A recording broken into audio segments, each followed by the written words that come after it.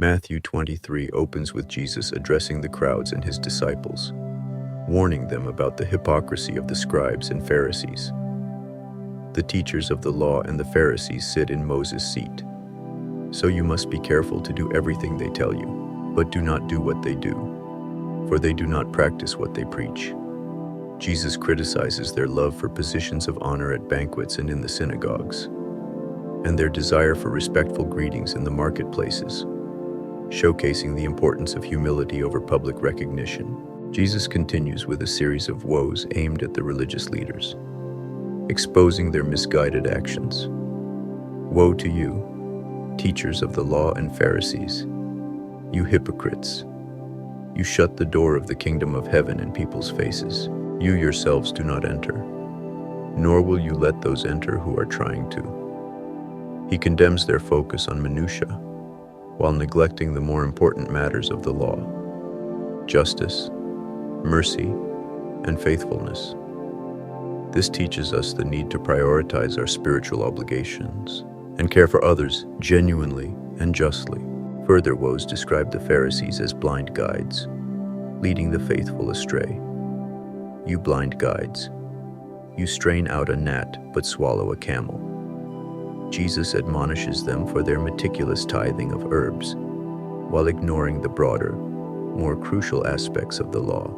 His admonition serves as a reminder of the dangers of losing sight of the spiritual essence in favor of ritual precision. Jesus uses the metaphor of clean tombs to illustrate the Pharisees' superficial purity. Woe to you, teachers of the law and Pharisees, you hypocrites! You are like whitewashed tombs, which look beautiful on the outside, but on the inside are full of the bones of the dead and everything unclean.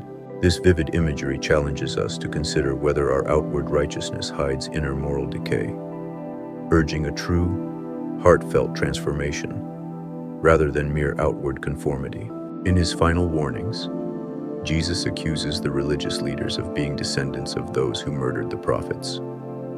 You snakes, you brood of vipers, how will you escape being condemned to hell? Therefore, I am sending you prophets and wise men and teachers. Some of them you will kill and crucify. Others you will flog in your synagogues and pursue from town to town. Jesus predicts the persecution of his messengers, pointing to the continued resistance against God's message and the tragic destiny awaiting those who reject it. Matthew 23 is a powerful call to sincerity and faith and humility. It challenges us to reflect on our own practices. Are we focusing on the heart of our faith, or are we caught up in appearances? Do we lead others to truth, or do we obstruct their path to God? Jesus invites us to embrace a faith that is genuine and humble, aligning our inner and outer selves in devotion to God and service to others. Will you heed this call and seek true righteousness in your life?